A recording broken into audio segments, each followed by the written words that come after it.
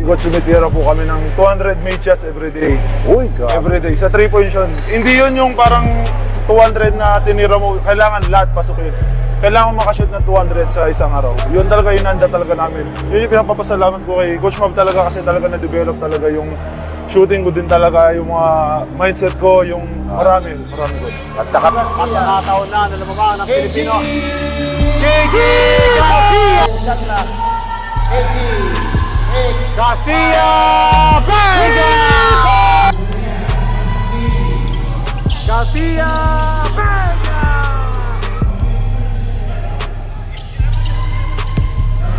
Garcia Vega! Garcia Vega!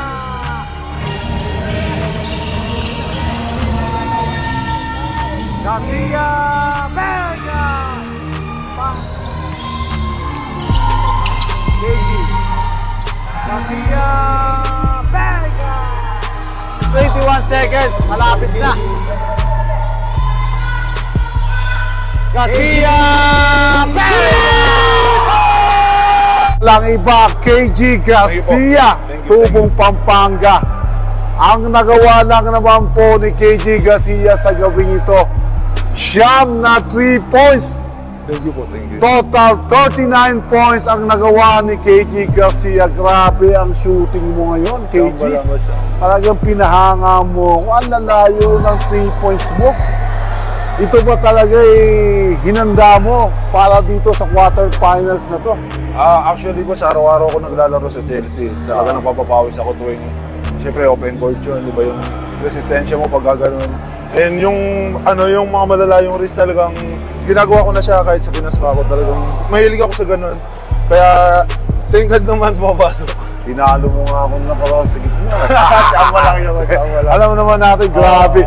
Ang KG Garcia talagang pag nakaramdam ng momentum sa shooting, talagang bibitaw at bibitaw. Ang galing mong pumesto kung paano mo kuhanin at magpakita ka doon sa player para may ibigay sa yung bola. Kasi maraming shooter.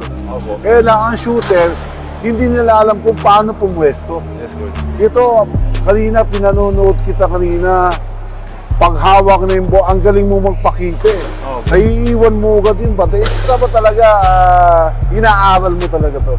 Opo, kasi ngayon nagsi-self-study talaga ako sa paglalaro. Kasi mas pinopokus ko ngayon talaga yung more on tumitira na lang sa labas kesa sa nagda-drive. Kaya inaaral ko kung paano yung tamang positioning. And thank you sa mga teammates ko kasi binibigyan nila akong good screen kaya nagagawa ko rin yun dahil sa kanila din. Siyempre, ang samahan mo, puro mga veterano. Opo. Siyempre, ang kalaban mo, Brudis, may Ron J. Buenape, XDB, may Joma Soliano, may Jacob Rosal. Yes po.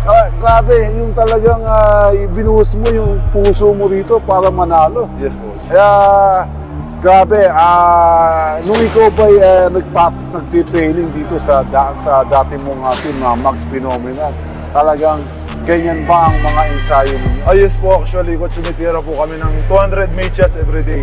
Uy, God. Everyday. Sa 3-point yun. Hindi yun yung parang 200 na tinira mo. Kailangan lahat pasukin. Kailangan makashoot na 200 sa isang araw. Yun talaga yung nanda talaga namin.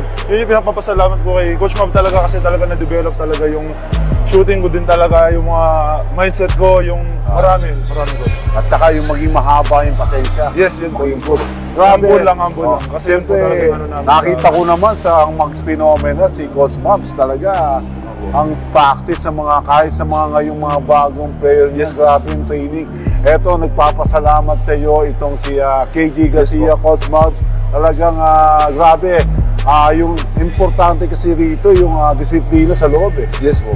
Kasi pag dito sa loob, ikaw yung asar talo ka, napikon ka, talagang masisira ang laro mo. Yes, pero nakita ko kanina, kahit talaga may konting physical, yes, nakapokus ka talaga. Yes po. Ang KG Garcia, saan ba to sa Pilipinas? Sa Palit, Pampanga po. Uy! Colgante.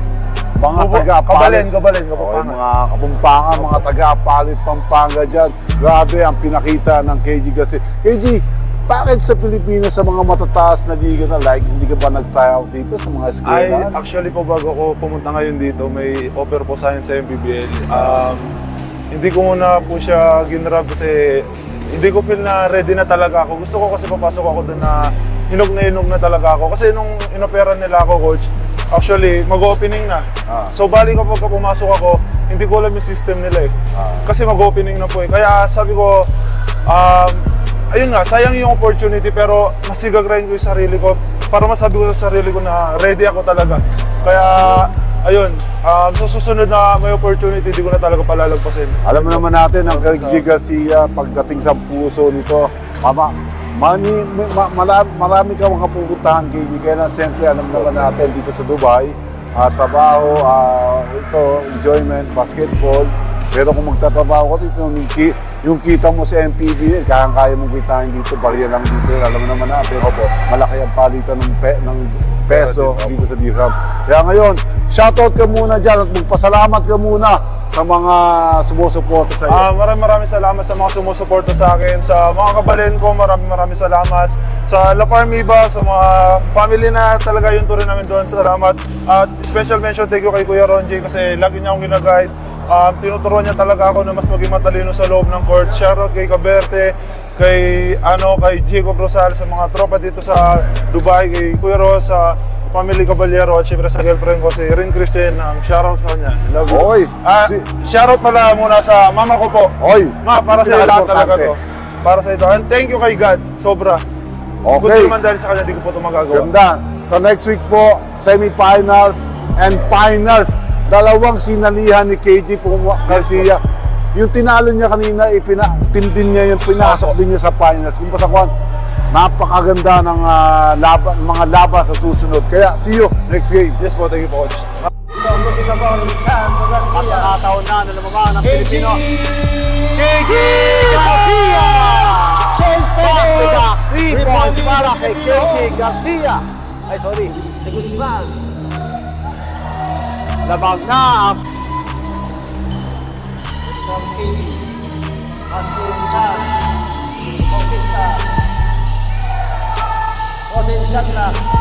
KG. Garcia! Vega! Back to back! 3 points para kay KG Garcia. Grabe ang galawan ng KG Garcia. Yuan!